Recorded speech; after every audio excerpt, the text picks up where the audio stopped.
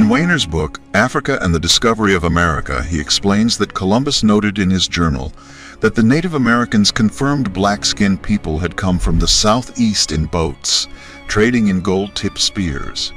It was found also that the ratio of properties of gold, copper, and silver alloy were identical to the spears, then being forged in Guinea. According to an American historian and linguist, Leo Weiner of Harvard University, one of the strongest pieces of evidence to support the fact that Africans sailed to America before Christopher Columbus was a journal entry from Columbus himself.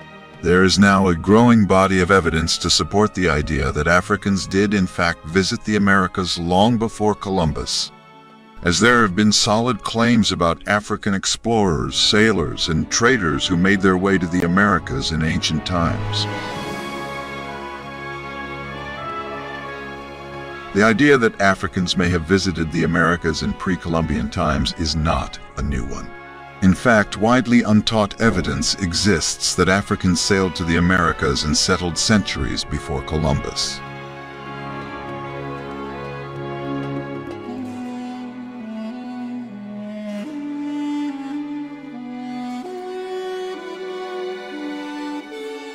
While we commend Christopher Columbus, or should we say Cristobal Colon, for sailing the seas in search of new land on Europe's behalf, he was not the first man to make that journey.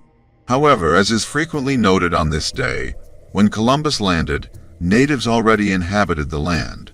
He called them Indians because he initially thought he had reached India. Columbus's first landfall in October 12, 1492, most likely somewhere near the Bahamas or the Dominican Republic, was a later time in history. Let us even limit our scope within Europe, and Columbus will still not be the first European to have visited the Americas, as many genuine historians suspect that Viking Leif Erikson, who established a settlement in northeastern Canada in the 11th century, was the first European to come to the Americas. The truth is that black Africans, Indians, Polynesians, Chinese, and Arabs had visited the Americas long before Columbus. Enormous Olmec head statues with African facial characteristics found throughout Central and South America support that Africans had settled in America long before its apparent discovery, ranging up to 11.15 feet in height and weighing 30 to 40 tons. These statues generally depict helmeted black men with large eyes, broad fleshy noses. Columbus was never the first man to arrive at the Americas, rather he was the first to commit genocide. Sex, slavery of young girls, rape, pedophilias, mass mutilations, arbitrary killings, and transatlantic slavery in the Americas. The manufactured history by Columbus's European sponsors must be exposed and forcefully rejected.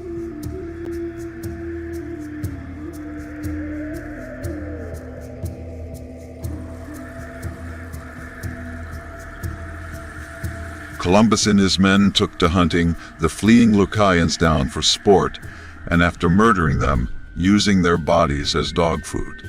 Surviving Lucayans fled to the surrounding mountains to escape the sadistic savagery and barbaric treatment of the so-called civilized Christian Europeans toward them. There are eyewitness accounts of fallen Lucayan warriors being fed to hunting dogs while they were still alive, screaming and wailing in agony as the dogs feasted on their limbs and entrails. Columbus saw this as a perfect excuse to go to war, and with heavily armed troops and advanced weaponry, it wound up being a very short war. The natives were quickly slaughtered, having only spears, rocks, and other primitive tools to fight with.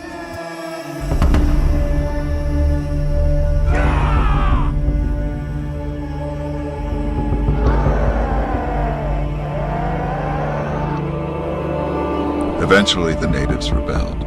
History has it that on Christopher Columbus' second visit to the Americas, this time armed to the teeth, he demanded that the Lucayan people give his men food and gold and allow them to have sex with their women.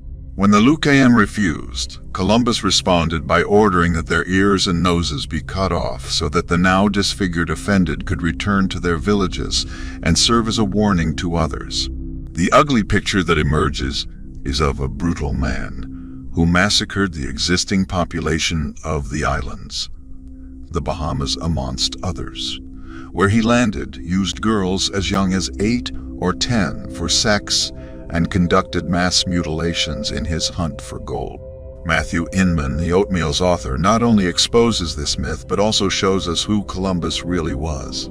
The U.S. celebrates October 14th as Columbus Day as one of its 3 federal holidays, reinforcing the myth that Columbus was a great explorer who discovered the New World.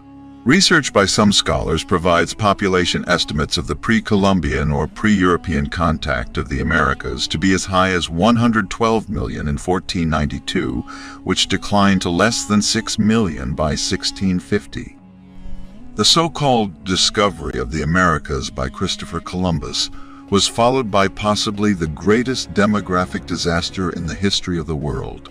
He described these people as having black skin, curly hair, and other features that were characteristic of Africans.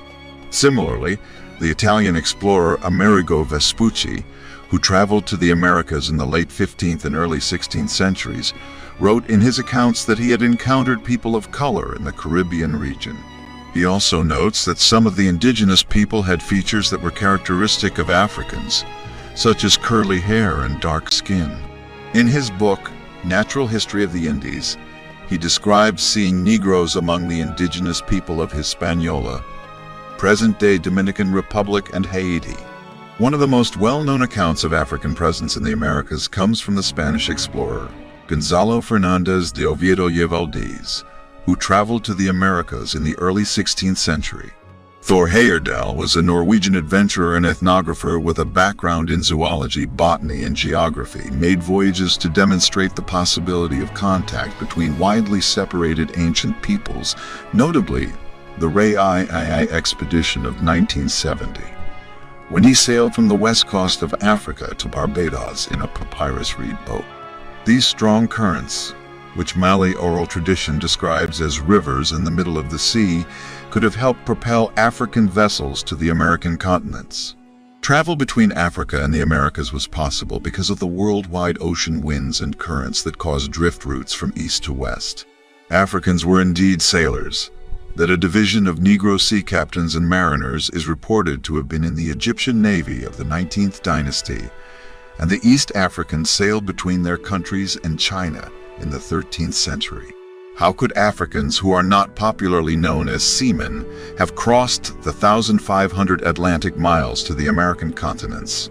Early 14th century Atlantic expedition headed by Mali King Abu Bakari, i.e., may have reached the Americas. The launching of the expedition is recorded by Arab historian Ibn Fadl al-Omari. Archaeological evidence also supports the idea that Africans traveled to India and China in the 13th century. In his memoirs titled Rihla, Ibn Battuta describes his travels in detail, including his experiences in the court of the Chinese emperor.